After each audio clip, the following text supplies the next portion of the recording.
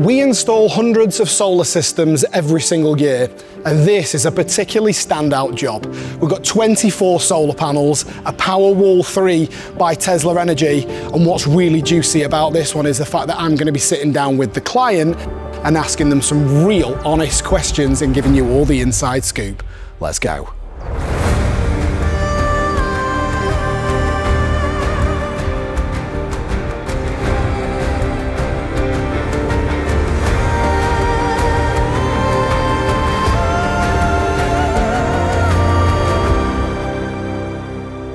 So first of all, thank you so much for taking your time today. So I think I want to start with really, could you give us an idea of where you started in the journey? Why bother having solar panels and battery storage and putting the effort and energy into that?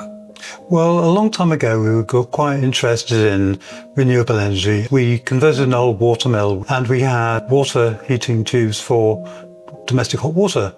Okay. And we had only two of those, and they're incredibly effective in the summer. We had no bills for hot water at that time. Then we were looking for a house just more recently, which was energy efficient because of our past experience. This house, which is a marvellous house, as you can see, had no solar panels, which seemed very extraordinary to us, really, but did have a heat pump and under full heating. It was natural to add the solar panels. So we looked around to see what would be the best way of making that happen.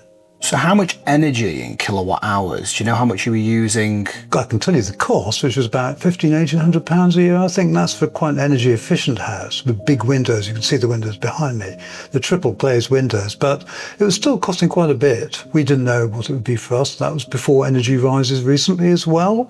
The equation for us was quite clear, I think, that although it was a long-term investment, it's better than any other investment you can make if you're my sort of age. It's a tax-free investment effectively because you get your energy payback. So it was a no-brainer for us in that sense. I think you make a real good point there actually. Most people don't realise the fact that solar energy is actually tax-free when you use it and or export it.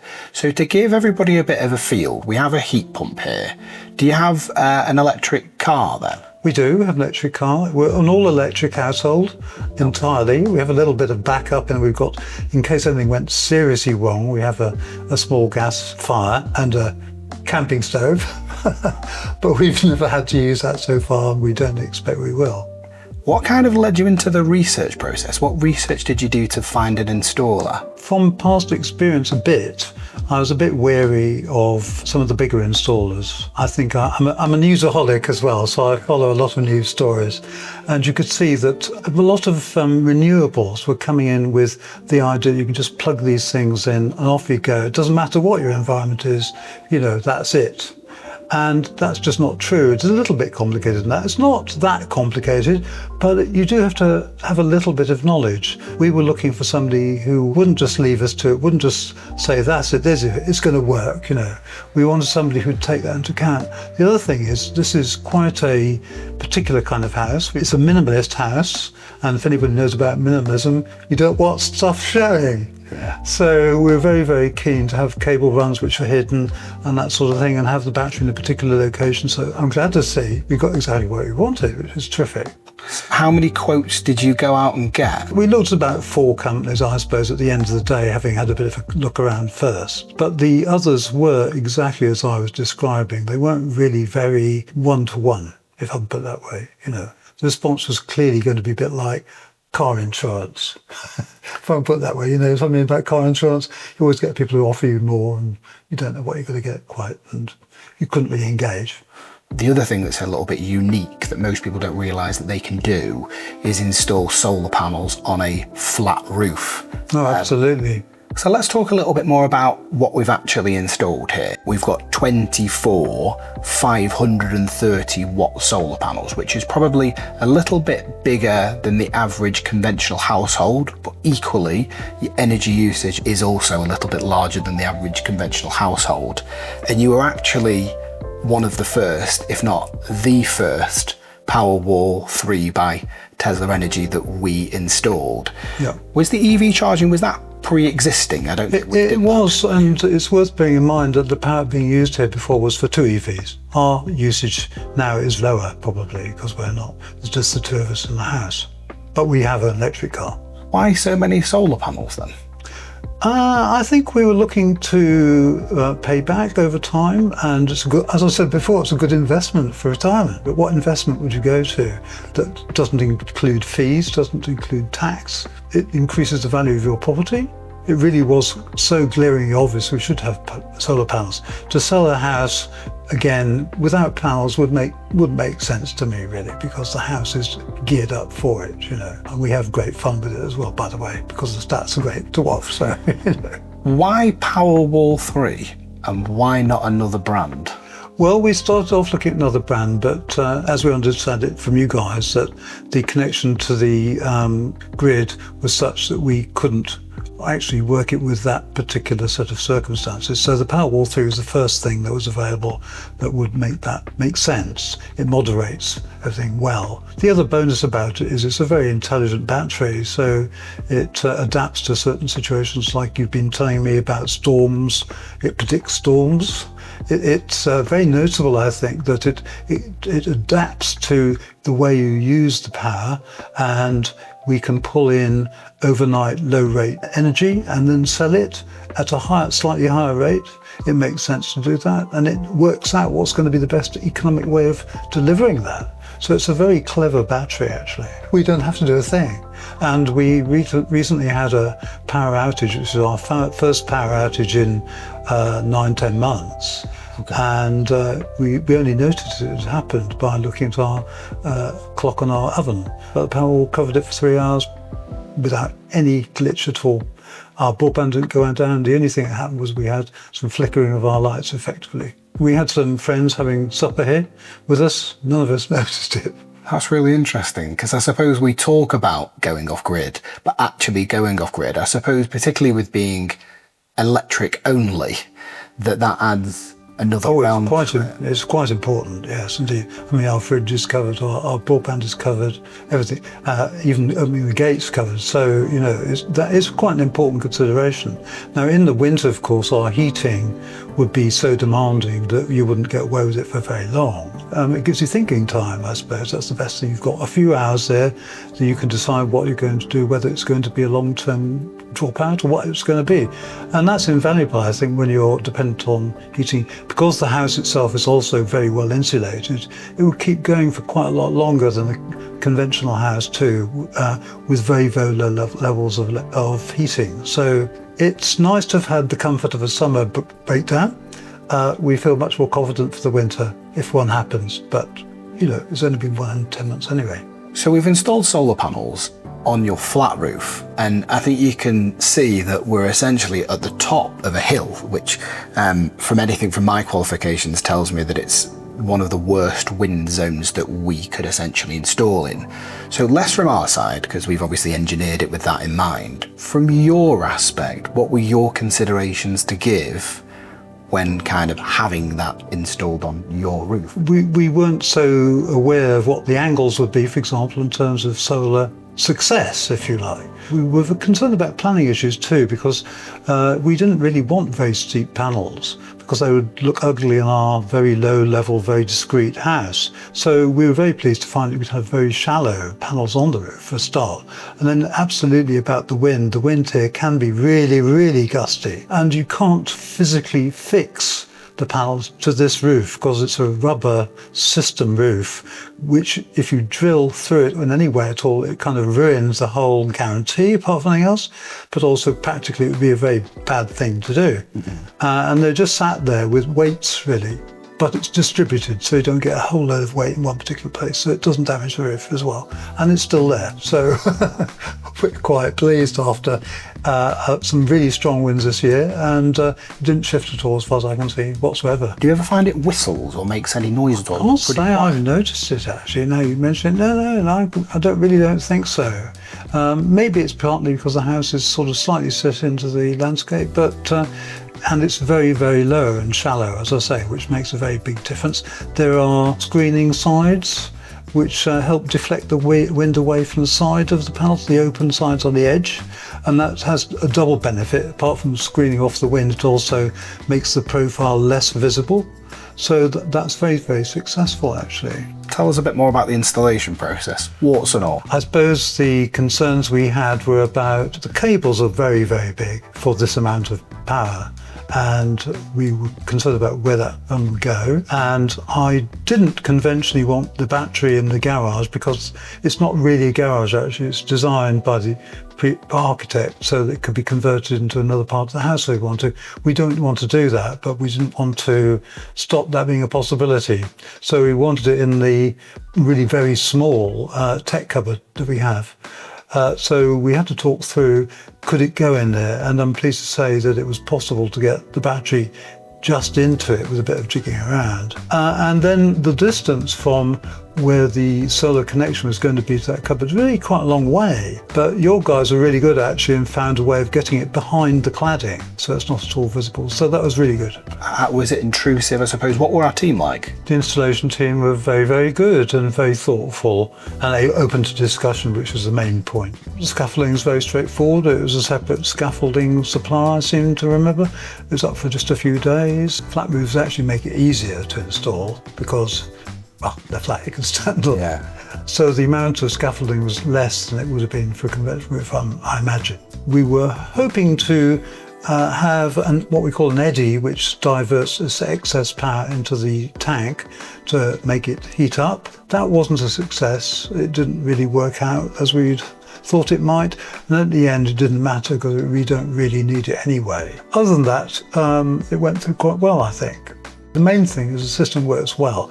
And I suppose the real point about it, why I'm glad that we went with you actually rather than one of the big companies, is there's a much more of an interaction actually. So my original notion about having a regional company rather than a big national, multinational company paid off, I think, for that very reason. I think obviously for context, we employ our engineers, which is a little bit different to a lot of the companies out there. I think this industry in general has a thing of almost like marketing to end users like yourself and then subcontracting the work. I mean, we do subcontract scaffolding. I think that's a really fair thing to say, but the actual electricians and roofing team are all kind of employed in-house. And I think that sounds like that's making a little bit of a difference to your experience. It does, yes. And it's nice, it is actually nice to know that it's helping regional employment. I know it sounds a bit kind of, but you know, we did feel like that too. And yeah, it's been a better experience for that reason. Let's talk about challenges. Because I believe we had a couple, and I do believe that no installation often goes without challenges. I'm sure that's right. And I think there will be some, of course, but no two houses are the same, no two installations are the same, and I think anyone that's trying to hoodwink everybody that everyone's perfect all the time exactly would be wrong. So I believe we had two challenges here, the earth rod and getting that installed. And I believe there was another one to do with the hot water diverter. Well, yeah, the hot water diverter did cause problems and it caused the system to go down over a weekend. Okay. So on a Saturday night, we ended up with no power to an all-electric house briefly. And you came out and sorted that out, really, which was great. On a Saturday? On a Saturday Saturday night. So you came out and sorted it out for us, which was really important, of course, for us. I can't imagine a big company doing that, actually. So that was number one. Number two was the problem over the earthing. The earth has to be set deep into the ground and contacting rock, and it looks as though we might have a problem with that in terms of drilling down. After talking it through with you guys, we could actually get hold of the architect of the house, and he immediately told us there was a way of avoiding all that entirely by taking through a manhole cover directly next to the battery. So it saved an awful lot of unnecessary drilling and work in the garden, which would have been messy. What difference have you noticed to your bills? There's one thing saying it in theory, but what's the actual practical implication of that? For me, though, I suppose the most important figure is looking at the relationship of the solar and battery system to the usage. And at the moment, we're 90% on the year from the 1st of January, which seems to me to be extraordinary. And from the installation, it's about 60%. So we seem to be well on the way towards getting in excess of about 85% overall of our usage covered by the system. It's an unusual year. It's been very sunny and it Probably won't be as good as that in future years, but that's still very good. And so the payback looks like being on track for the time of investment we'd expected. And what was that? Oh, about, I suppose we were looking at about 7 years initially. I think it's going to come down really on that myself. Interesting. I think obviously part of that is the fact that your usage is high with the heat pump. So it's good to know that the capital outlay is doing that. So just to cap off then, so I saw the stats beforehand. I know 6,000 kilowatt hours has been generated so far to date. And we're doing this interview at the point in June in the year.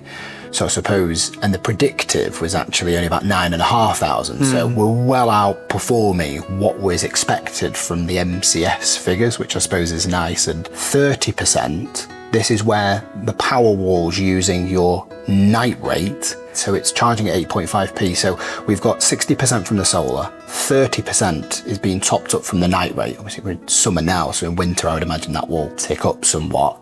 So globally, when we add the two together, you think on a weighted average basis, only about 15% of your energy is from peak time electricity, where effectively you've not generated enough and you're still drawing a bit in from. Exactly, yes. I'm being very cautious here, actually, to be honest. And I think you are too, actually, because one doesn't want to create a false impression. I mean, I'm hoping better than that, actually. But I think I can confidently feel that, yes. Now, your rate did change slightly, but in a good way. You've sold energy out to the grid. Bear in mind, we have a grid restriction and limitation on the systems. Yeah. You can only export a certain amount at a point in time. So it's very sunny. There is a restriction on this. You had a £660 credit to the grid. You've spent £800 on electric for the first 6 months. So effectively, and this includes your EV, it's my understanding as well. It does. You spent £140 on electric. So a house that was previously 3.5 grand, take a bit off that because you are in our family of 2, you've only got 1 electric car, but we weren't considering that in the first place. We're 6 months in. I think it's a fair thing to say it's a massive difference. Oh, I see. You know, you're in for a £300 bill versus a 2.5 grand bill, for example, 3 grand bill. Exactly. You know, it's a whacking difference. It is, indeed. And I think the point to take away from this for people is sometimes actually when it's quite hard to get a return on investment. If you're only using a couple of thousand kilowatt hours a year, it's quite tough to get an ROI. Whereas actually I think the point to make here is when you have a much higher energy use, when you have a heat pump, if your house is already set up like this, like you bought this house because it's a beautiful place and you weren't too concerned on the setup, but when you've got in, you've gone, can't really like the look of that bill, what can we do about it? Yeah, exactly. And do bear in mind the point about investment too, particularly if you're an older person, because there's no tax. So you can add the tax to the amount that you've got as well. Honest reflections. Is there anything you wish you would have known or anything you would have done differently? By the sounds of things, you wouldn't have included an Eddie, which I think is really honest Absolutely, advice. yeah, you wouldn't have done that. Is there anything you'd have done differently? I don't think so. I think we were lucky though in that we had some previous experience of renewables. So, and I do think that made a big difference because I think we're a bit more clued up. I have to admit to being a keenie, we're both my wife and I are keen on renewables. And we don't want to look our grandchildren in the face and feel that we didn't do something, you know. If, for example, I don't have that experience that you've got, where would you start looking for the right installer? I do think it's very helpful to do a bit of reading around the subject. You know, things like look at independent articles on renewables. The government has got quite good website contacts lists. If you look into that, you know, there's all sorts of green energy people it's worth following up on. Just read around the subject, I think, get a bit of an idea first. That's really important, I think. The great thing about solar is you don't have to do much to it. There's no working parts particularly, are there? No, not particularly. I suppose we've actually done a video on the maintenance of a solar system, which I'd imagine will actually be out slightly before this. Or it could be after, if it isn't. Make sure you subscribe to our watch, I suppose. Got to get a little hook in there. Yeah. What advice would you give to homeowners watching this now? Well, I think with any tech stuff these days, you've got to get a bit familiar with the terminology, the basics, how it works roughly. You wouldn't buy a new electric car, and just say, well, I want one of those, would you? You need to know whether it can go on your house, broadly speaking. Things like guarantees, for example, I think are really important. it makes you feel more comfortable if you've got a decent guarantee. Make sure you've got somebody who will turn out if you've got a problem. The chances of having a problem are very low, I think, with solar, but you need to be confident in your own self. You understand how it works, and think about really the winter, summer use, I think, is important. Be prepared for there to be no solar generation hardly at all in the depths of winter, but to have a heck of a lot in the middle of the summer. Get those sort of things in your mind and think about the cost versus the payback. Have a bit of an idea first, then you can ask some really serious questions of the supplier or whoever's going to put it in. And with the guarantee, there's also the aftercare, which gives you peace of mind as well. The fact that you can look at the computer, you can work out what's going on, you can tell us there's a problem. The other day I was a bit worried whether it's going to get a bit hot in the cupboard there. I got comforted by the fact that you were able to check out, see there's no problems. Fine. So you're talking about like the remote IT, essentially. We Exactly. can remote into your inverter, assess it, look at things like temperature, which I know is a consideration with your bit of kit, but it was all around the aesthetics of what we were doing. There's always, like anything, there's always a design limitation, isn't there, to whatever we do. So you have to be quite, but I think that's quite good to know, the fact that they can be remoted in. I'll be honest with you, I don't really have any other questions, but I do want to say thank you so much for taking the time to kind of out of your day to do this. I hope it's brilliant for anybody who's watching. So yeah, thank you so much. We hope so too. Cheers, thank you. Okay.